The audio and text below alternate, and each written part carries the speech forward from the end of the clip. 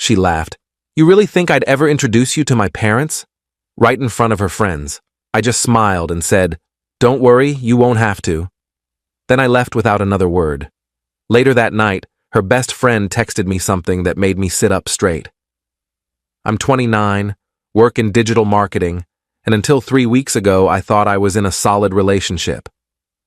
Her name was Jessica. We'd been together for 2 years. Not perfect, but I thought we were building something real. I was wrong. Let me back up a bit. Jessica and I met at a mutual friend's birthday party. She was funny, ambitious, working her way up at a tech startup. We clicked immediately. Within 3 months, she'd basically moved into my apartment. We fell into this comfortable rhythm, grocery shopping on Sundays, Netflix every weeknight, weekend brunches at our favorite spot downtown. I thought I knew her. I thought we were solid. Sure, there were small things. She never really wanted me to meet her parents, always had excuses. They're traditional, she'd say. I want to wait until we're more serious. 2 years felt pretty serious to me, but I didn't push. She also spent a lot of time with her college friends, which I thought was healthy. Independence in a relationship, right? I had my own friends, my own hobbies. I trusted her. The night it all blew up was supposed to be casual. Jessica invited me to meet her at this trendy bar downtown, where she was hanging out with her college friends. I'd met a few of them before, but this was a bigger group, maybe 7 or 8 people. I showed up around 8, found her at a table near the back, surrounded by mostly women and one guy I didn't recognize. She waved me over, didn't get up, didn't kiss me hello, just a wave. First red flag I ignored. I sat down in the empty chair next to her, ordered a bourbon on the rocks, tried to join the conversation. They were talking about some trip they all took to Miami last year. I wasn't there, obviously. Jessica had told me it was a girls' trip, and I'd encouraged her to go, even helped her book the flight.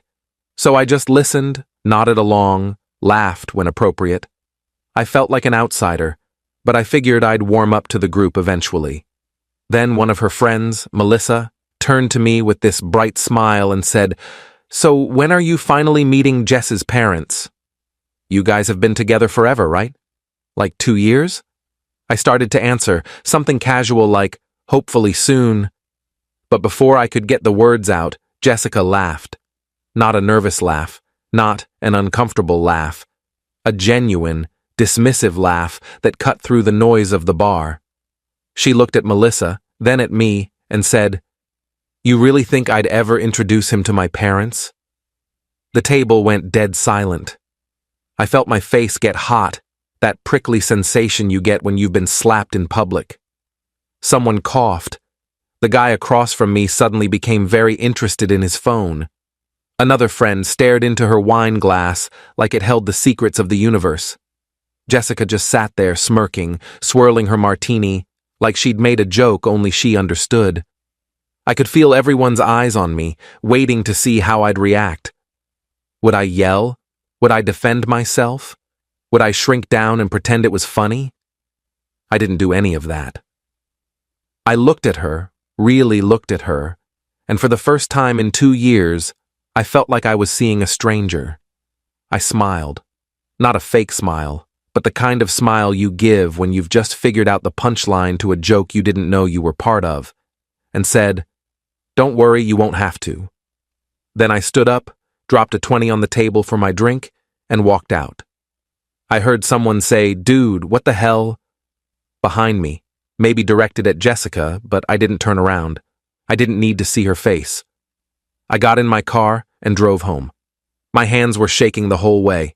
Not from anger, from adrenaline, from the sudden, crushing realization that I'd wasted 2 years of my life on someone who saw me as a joke. I expected her to text me, call me, something, apologize, explain, beg me to come back. But my phone stayed silent for 3 hours. I sat on my couch, staring at the wall, replaying the moment over and over. What did I miss? How did I not see this? Was I just a placeholder? A warm body to fill space in her life until something better came along? Then, at 11:47 p.m., My phone buzzed. But it wasn't Jessica. It was her best friend, Lauren. We'd always gotten along well. She was the one who'd told Jessica I was a good guy when we first started dating, who'd vouched for me. She was calm, reasonable, the kind of person who didn't do drama. The text said, "Hey, I need to tell you something. Can you call me?" I stared at that message for a full minute before I called her. My stomach was in knots. She picked up on the first ring. "Hey," she said. Her voice was tight, shaky, like she'd been crying or was about to. "What's going on?" I asked. "I'm so sorry about tonight," she said. "That was completely fucked up. I told Jess that in the parking lot. But there's more you need to know, and I can't keep quiet anymore." My stomach dropped. "What do you mean?" "Jessica's been seeing someone else. For like 6 months. I couldn't breathe. The room tilted. "What?" "His name is Connor. He's some finance bro she met at a networking event back in April.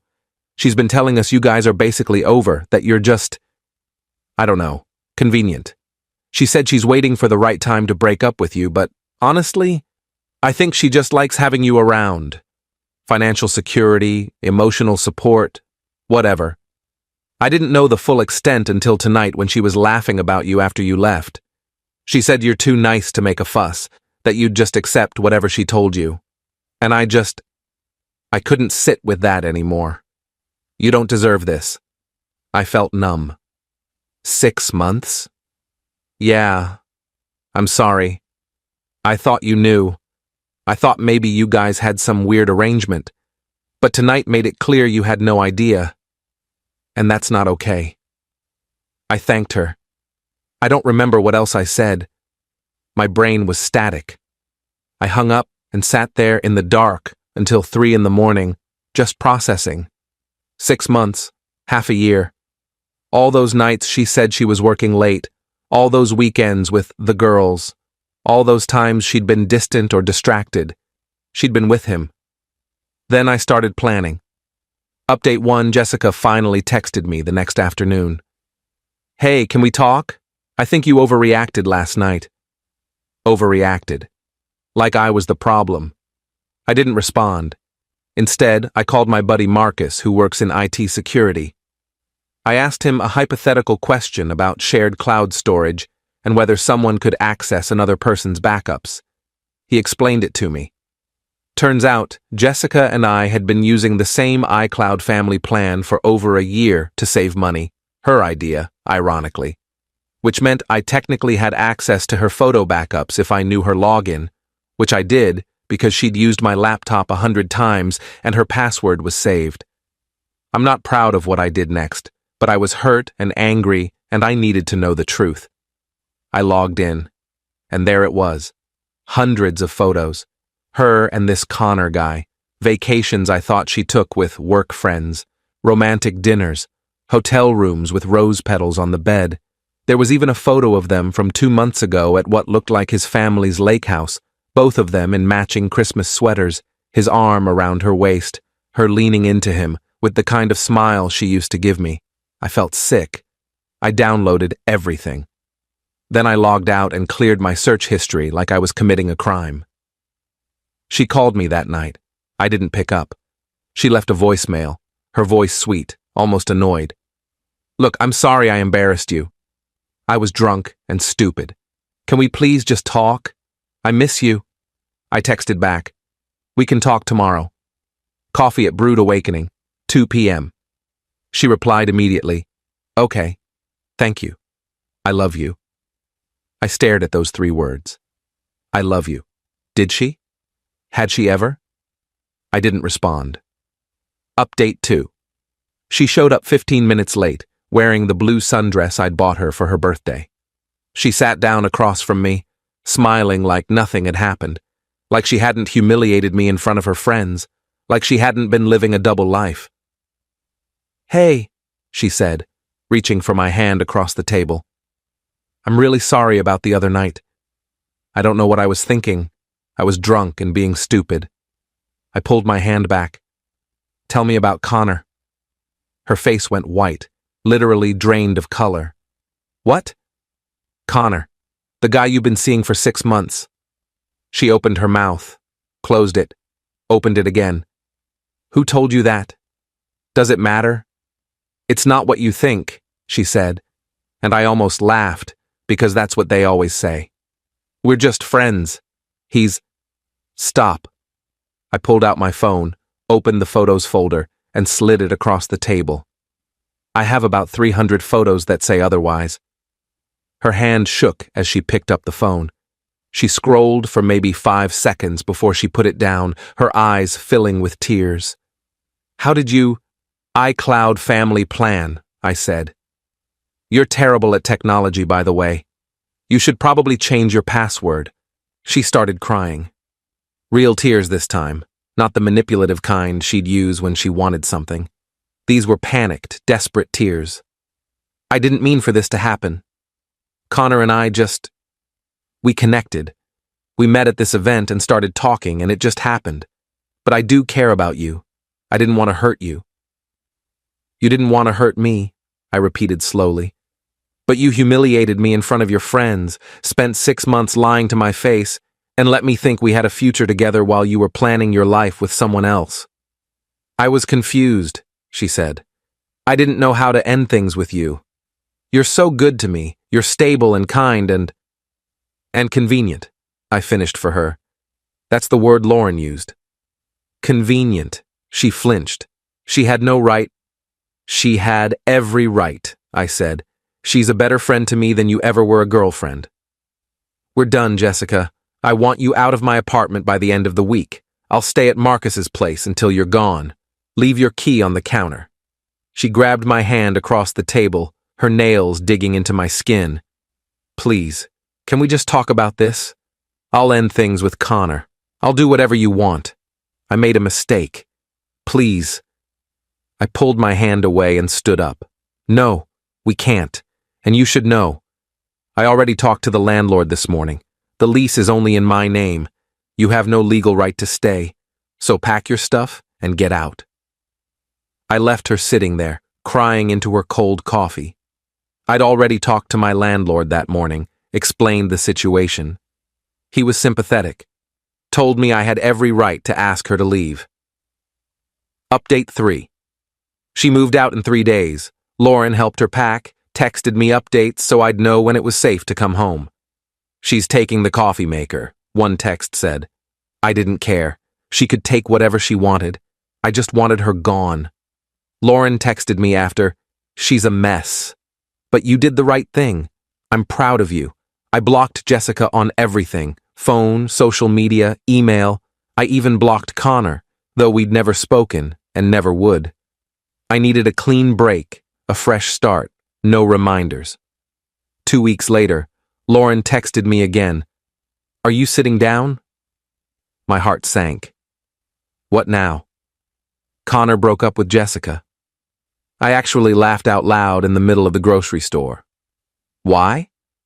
Apparently he didn't know she was still in a relationship with you. She told him you guys broke up last year, that you were just roommates finishing out a lease. When he found out the truth, I think someone from our group told him, he lost it. Called her a liar and a cheater and blocked her on everything. Karma, I said, and I meant it. There's more, Lauren said. She tried to go back to her parents' house. They kicked her out. What? Why? Her mom found out about the whole thing. Jessica's parents loved you, by the way. They thought you were going to propose. Her mom had been asking about you constantly. When they found out what Jessica did, her mom told her she was embarrassed to call her her daughter. Said she didn't raise her to be a cheater and a liar. I didn't know how to feel about that. Part of me felt vindicated, like the universe was balancing the scales. Part of me just felt sad. Sad for the time I'd wasted. Sad for the person I thought Jessica was. Sad for the future I'd imagined that would never exist. Final update. It's been 3 weeks since I walked out of that bar. Jessica's apparently staying with Melissa now, the same friend who asked the question that started everything.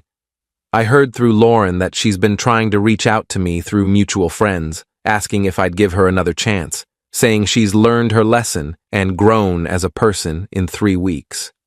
I won't. Last week, I went on a date with someone new. Her name's Rachel. We matched on Hinge. She's a 4th grade teacher, loves hiking, has a golden retriever named Pepper. On our first date, we talked for 3 hours and closed down the restaurant. On our second date, she asked me, "So when do I get to meet your friends? I want to know the people who are important to you." I smiled and said, "Whenever you want." She squeezed my hand across the table and said, "Good answer." I'm not healed yet. Some days I still think about Jessica, about what I missed, about how someone can lie to your face for 6 months and sleep next to you at night. I think about all the signs I ignored, all the red flags I explained away because I wanted to believe we were happy. But I'm getting there, and I know now what I won't accept. I won't be someone's backup plan. I won't be someone's joke. I won't be convenient. Lauren told me yesterday that Jessica's been posting cryptic Instagram stories about losing the one and regret, and if I could turn back time. I haven't looked. I don't need to. That chapter is closed. I'm moving forward. I'm building something new. And honestly, I've never felt lighter.